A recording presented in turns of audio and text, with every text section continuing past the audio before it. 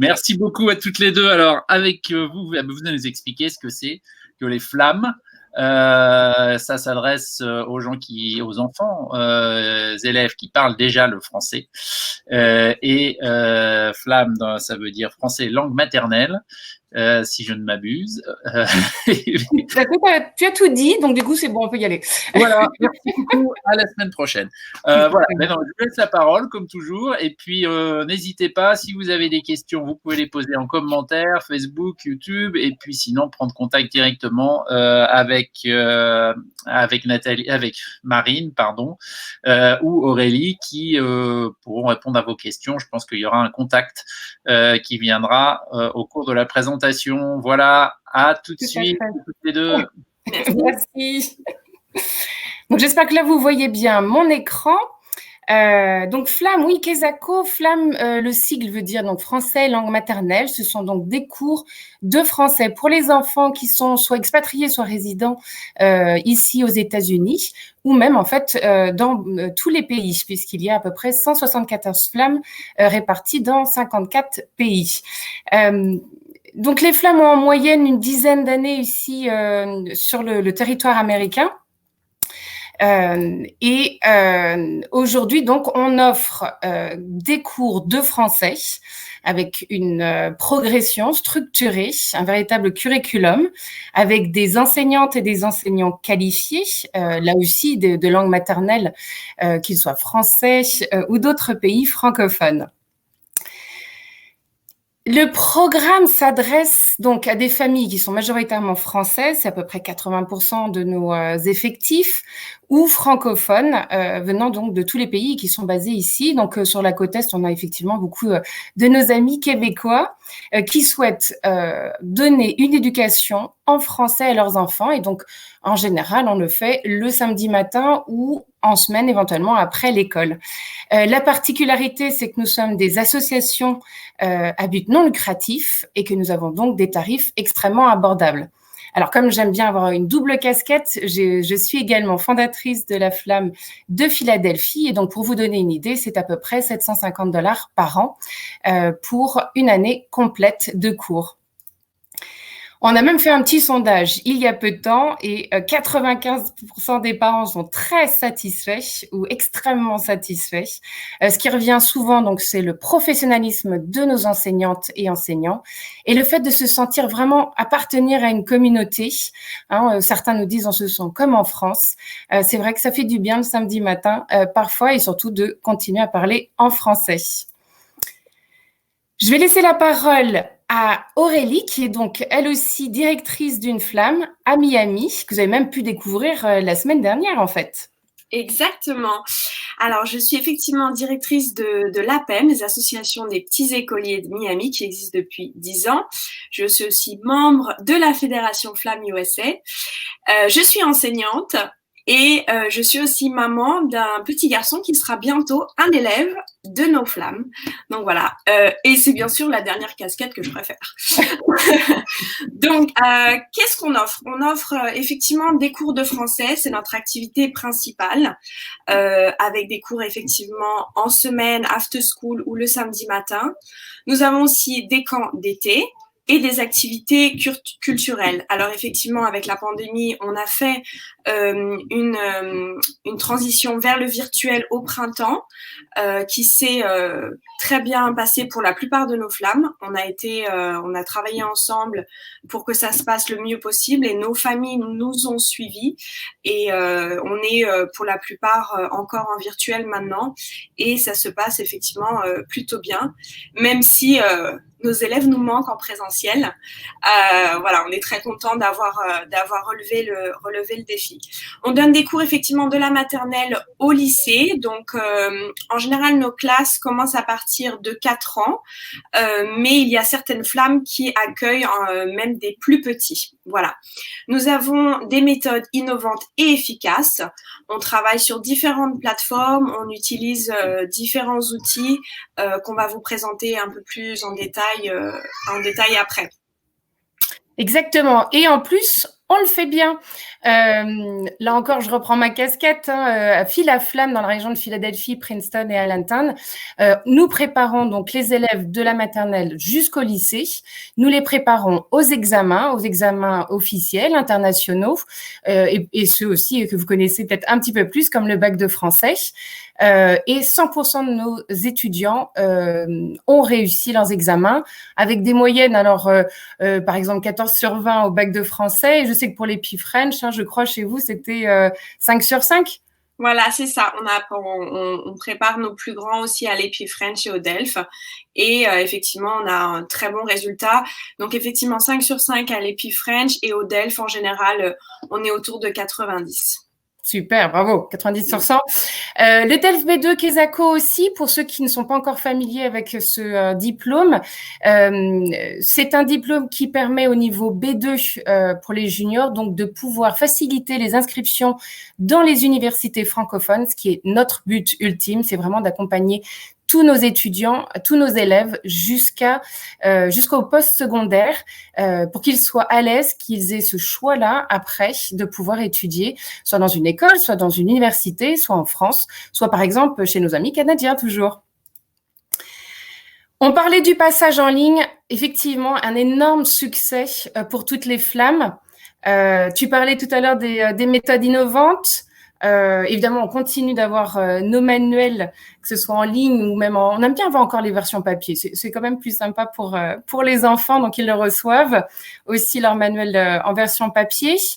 On a heureusement mis en place des outils en ligne adaptés et très très rapidement. Donc la plupart d'entre nous utilisons Google Education, donc avec les Google Classroom. Je vais vous montrer à quoi cela ressemble. Alors, je vais changer du coup d'onglet. Voilà, donc tout est en ligne, c'est une classe virtuelle extrêmement complète. Donc là, nos enseignantes se sont amusées à créer des Bitmoji à leur effigie pour rendre un petit peu plus attractif ces classes virtuelles. Vous voyez aussi le petit prince derrière et quelques illustrations pour montrer qu'on est bien dans un environnement francophone. Toutes les interactions sont donc sur la plage principale. On voit également donc en direct à chaque fois donc tous les devoirs qui sont mis sur la Classroom. Et puis évidemment, on a ce lien en permanence pour accéder au Google Meet qui nous permet d'être en permanence en virtuel avec la classe. Alors, je vais repartager maintenant la présentation. En fait, ce qui s'est passé, c'est que dès la fin du mois de février, on avait tout de suite en fait mobiliser les équipes, notamment notre coordinatrice pédagogique Émilie Nolf, qui est donc une ancienne formatrice de l'éducation nationale et qui soutient en fait toutes les flammes, toutes les coordinatrices pédagogiques de chacune des flammes et donc indirectement ou directement toutes les enseignantes et les enseignants flammes. Et heureusement, on était déjà à la pointe avec beaucoup d'outils adaptés en ligne, ce qui nous permet d'avoir un suivi avec les élèves en permanence pendant la semaine. Et notamment, par exemple, avec notre partenaire donc Savio, qui a mis en place un outil à destination, alors non seulement des familles, mais aussi des enseignants. Et là, vous voyez, donc chaque enseignant a un tableau de bord qui permet de suivre en temps réel les progrès de chacun des élèves sur chacune des notions et donc de pouvoir gagner du temps, d'envoyer des devoirs personnalisés. Ce qui nous aide aussi puisqu'on a apporté ce service supplémentaire, alors non seulement pour les enfants, mais je crois peut-être tout autant pour les parents qui sont débordés cette année avec l'école virtuelle américaine. Donc, c'est une aide aux devoirs. Donc, pour plusieurs flammes, un temps pour discuter soit avec l'enseignant, soit avec des assistants qui vont pouvoir aider l'enfant à faire ses devoirs. Et donc, vraiment, la conclusion, ce sont des enseignantes, des enseignants et des élèves extrêmement engagés. y compris les parents qui nous soutiennent depuis le tout début de la crise, qui ont été fidèles, qui reconnaissent le travail extraordinaire qui est fait par les enseignants et qui sont extrêmement motivés pour garder les enfants francophones. Oui, et je rajouterais à ça, Marine, c'est qu'effectivement, on a vraiment des méthodes qui sont adaptées aux enfants qui sont scolarisés dans les écoles américaines, parce qu'on comprend aussi leur façon d'apprendre, dans les écoles américaines. Et nous, on arrive avec la classe de français, comme tu le disais avec l'exemple avant, de se sentir comme en France, avec une structure et une pédagogie très française. Donc, ces enfants ont comme ça cette chance d'avoir ces deux visions et ces deux approches. Oui, parce que c'est beaucoup d'efforts quand même de venir le samedi matin ou encore après l'école pour apprendre le français. Donc, il faut être hyper intéressant, les garder engagés et donc être assez ludique quand même. Alors, petit tour d'horizon, parce que beaucoup d'entre vous vont certainement avoir des envies de bouger dans les mois qui viennent. Et on espère que le territoire sera de nouveau ouvert. Donc, on a à peu près 3000 élèves. En tout cas, avant pandémie, c'était les chiffres qu'on avait. Notre mission, je le répète, c'est que les enfants qui sont déjà francophones gardent leur français, gardent leur héritage culturel. Et donc, il s'adresse aux 4 enfants français à l'étranger sur 5 qui, pour l'instant, n'ont pas d'autres solutions. Donc, nous aidons les flammes qui sont déjà existantes. Nous aidons même des parents, des communautés localement à créer leurs propres flammes. Même en ces périodes de pandémie, une nouvelle flamme a commencé à la rentrée, donc à San Diego. L'année dernière, nous avions accompagné 2 nouvelles flammes à Chicago et à Orlando. Et comme vous pouvez le voir, donc les flammes sont réparties sur une vingtaine de villes, 55 sites. Et donc, cela représente aujourd'hui 300 enseignants et assistants. Donc, les villes de Seattle, Sacramento, San Francisco, San Diego, Austin, Houston, Miami, Orlando, Atlanta, Raleigh, Bethesda, Philadelphie, New York, Boston, Pittsburgh, Chicago et Cincinnati sont toutes déjà à offrir des cours de français. Donc, on a un puissant réseau aujourd'hui au service de tous les enfants flammes. Le directeur de l'AEFE donc l'a redit encore récemment, les flammes font rayonner la francophonie. Et comme tu disais tout à l'heure, elles font vraiment, vraiment partie de la communauté francophone locale. On a des relations extrêmement étroites avec soit les alliances françaises, soit les écoles françaises et évidemment avec nos consulats, avec nos consuls honoraires, nos conseillers consulaires, et toute la communauté locale comme les accueils et autres associations francophones. C'est vraiment important et elles sont extrêmement reconnues. Et je rajouterai à ça, en termes de communauté, c'est la communauté aussi de nos parents, de nos familles, qui se retrouvent avec plaisir au moment de la classe. Donc les enfants se retrouvent, ils retrouvent les petits copains, mais les parents aussi, et ça crée vraiment aussi cette communauté francophone au moment de se retrouver pour la classe de français. Donc ça, c'est aussi une part importante de notre histoire, de notre mission. Exactement. La fédération, donc, son objectif principal, c'est vraiment de soutenir toutes les flammes, soutenir la qualité qui est offerte au niveau de l'enseignement du français dans les flammes. À cet effet, donc, nous organisons un colloque et des formations pour toutes les coordinatrices, pour indirectement aussi beaucoup d'enseignantes et d'enseignants régulièrement. Nous avons permis et nous soutenons la généralisation donc, du passage des examens. Et nous avons d'ailleurs à cet effet eu un partenariat avec donc l'ex-CIEP, France Éducation Internationale, pour organiser des sessions d'ELF destinées aux enfants flammes, donc le samedi. Donc, oui. Bon. Oui, j'allais dire par rapport au colloque et aux formations d'enseignants, avant la pandémie et le switch au virtuel, les coordinatrices se rencontraient une fois par mois. Donc, toutes les coordinatrices, ces flammes, se retrouvaient sur une réunion organisée par la coordinatrice fédération Flamme USA. Et avec la pandémie, elles se sont retrouvées à partir de mars toutes les semaines de façon hebdomadaire, ce qui a vraiment aidé en fait à travailler ensemble, à trouver les meilleures pratiques possibles pour accompagner nos élèves. Et cette synergie, elle s'est quand même très bien faite parce que à l'automne, donc octobre-novembre 2019, les coordinatrices s'étaient retrouvées à Seattle pour une formation. Donc, la fédération vraiment soutient ces synergies de rencontres pour encore une fois accompagner au mieux nos élèves. Donc ça, c'est vraiment une force de la fédération d'aider comme ça les flammes, et les flammes entre elles vraiment s'appuient, s'aident, se donnent des conseils, et la coordinatrice fédérale, donc Émilie, donne énormément de soutien, des formations sur des choses très pratico-pratiques comme la mise en place d'une Google Classroom, sur l'analyse de la pratique, et c'est beau de voir comme ça cette progression et ces enseignants comme ça qui ont de nouvelles méthodes. Exactement. Et c'est ce qu'on dit souvent, hein, des enseignants heureux, ce sont des élèves heureux après. C'est vraiment notre objectif. On essaye de les chouchouter. Nous avons donc toujours dans l'objectif d'accompagner nos étudiants jusqu'au bout, donc des partenariats, notamment avec Campus France, pour pouvoir donner davantage d'informations pour nos étudiants, pour qu'ils puissent aller étudier en France. Nous avons également un partenariat avec l'ACUFC, donc l'équivalent de Campus France, pour les programmes francophones au Canada. Et petite aparté, mais nous sommes également donc un employeur important pour notamment les conjoints d'expatriés.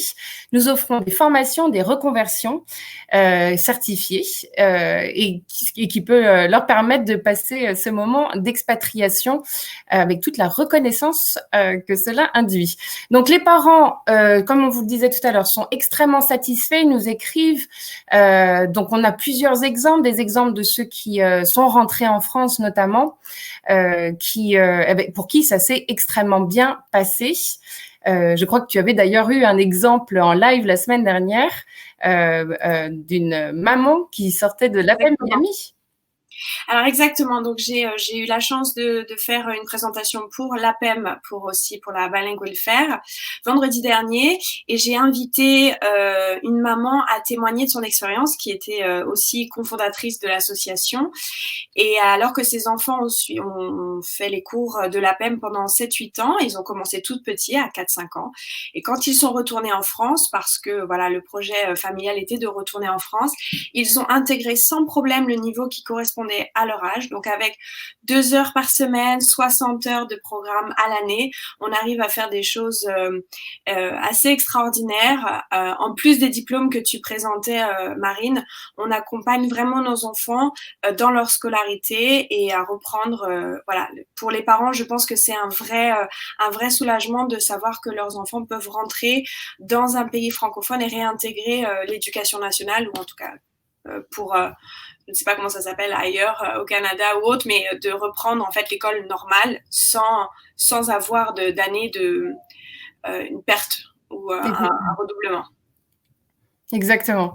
Oui, c'est vrai qu'on ne le dit pas assez, et pour tous les parents qui vont bientôt venir aux États-Unis ou qui viennent tout juste d'arriver, c'est vrai que l'anglais devient vite la langue majoritaire pour ceux qui sont scolarisés dans le système américain, et que très rapidement on peut voir des enfants perdre leur français, et ça c'est vraiment notre mission, c'est qu'ils le gardent. Et c'est plus facile, c'est difficile quand on est parent. Moi la première, j'ai 2 enfants de 15 et 13 ans aujourd'hui qui me disaient la semaine dernière encore que sans fil à flamme, ils en sont persuadés, ils ne parleraient plus aujourd'hui français.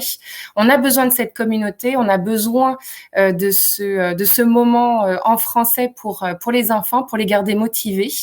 Et puis parce que avec d'autres enfants bilingues comme eux, ils voient bien qu'ils ne sont pas différents des autres. Au contraire, beaucoup d'autres enfants du même âge sont dans la même situation. On a des effectifs assez importants. Hein. Certaines flammes ont aujourd'hui 600 élèves, 400 élèves. Moi, à Philadelphie, on est à 200 élèves. C'est vrai que ça permet de créer cette communauté dont tu parlais, Aurélie, tout à l'heure. Et c'est vraiment le sens qu'on veut donner et qu'on continuera de donner. Donc voilà notre contact. Si vous voulez en savoir plus, donc c'est flammusa.org ou flammusa.com. Vous avez ici donc aussi le QR code qui apparaît. Nous avons une page LinkedIn, nous avons une page Twitter, une page Facebook. Donc surtout, n'hésitez pas à nous contacter si vous avez la moindre question, soit pour connaître la flamme la plus proche ou si vous êtes un petit peu plus aventureux, comment monter votre flamme dans la ville où vous êtes aujourd'hui. On a une question. Ah, génial. Absolument. On va prendre une question tout de suite. Alors, oui, il y a des classes pour tous les niveaux. Alors, on va la mettre d'abord, comme ça tout le monde va savoir de quoi il s'agit. Voilà, y a-t-il des classes pour tous les niveaux? Que se passe-t-il s'il y a peu d'élèves dans un niveau, surtout collège, lycée? Peut-on commencer au milieu de l'année? C'est 3 questions pour le prix d'une. Elle est conséquente. En fait, tout dépend de la ville où vous êtes. Est-ce que, Alexandra, vous pouvez nous en dire un petit peu plus? Mais si je peux donner l'exemple de Miami en entendant la précision d'Alexandra, je rajoute, enfin je répète, pardon, ce que tu disais Marine, nous sommes des non-profit. Donc on n'est pas du tout sur le bénéfice, on est sur la mission aux familles et aux élèves. Donc il arrive très régulièrement qu'on choisisse d'ouvrir une classe à 3-4 élèves qui est break-even, donc on fait aucun bénéfice dessus, mais ce qui est important, c'est qu'on offre cette classe même si on a un tout petit groupe. Nous à la PEM on commence à 3-4 élèves, là où on est, on va dire break-even, et on va jusqu'à maximum 8. Donc notre force aussi, c'est vraiment de travailler sur des petits groupes pour travailler vraiment sur une pédagogie différenciée, pour avoir le temps de s'occuper de chacun d'entre eux. Et je pense que, alors, l'histoire fait que comme les flammes ont maintenant autour de 10 ans, comme tu disais Marine, elles ont grandi aussi avec les élèves. C'est-à-dire qu'au début, elles n'offraient pas les programmes collège-lycée. Et en fait, on est arrivé à créer des programmes pour ces enfants-là parce que nos enfants grandissaient.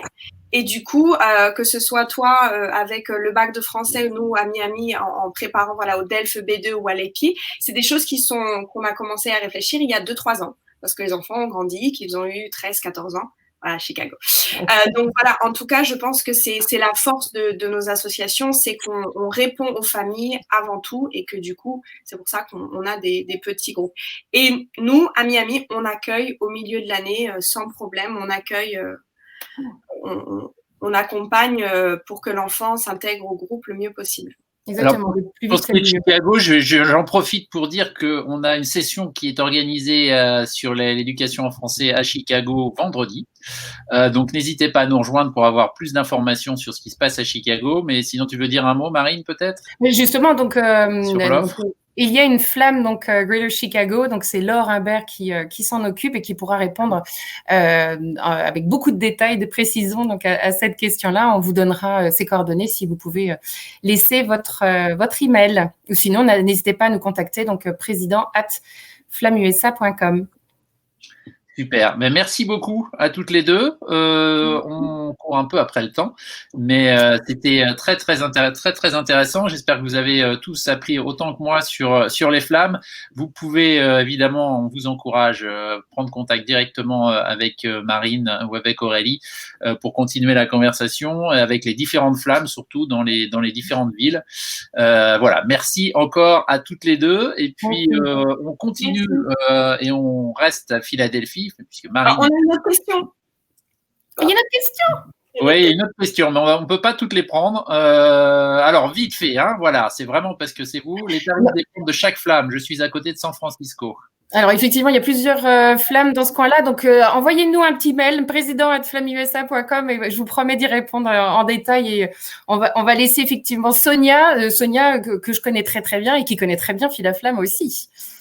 Oui, voilà. Mais effectivement, la logique des flammes, c'est que c'est des associations locales. Hein. Donc, chaque flamme fait ses tarifs éventuellement. Exactement. Voilà. Donc, il faut rappeler ça. Merci beaucoup.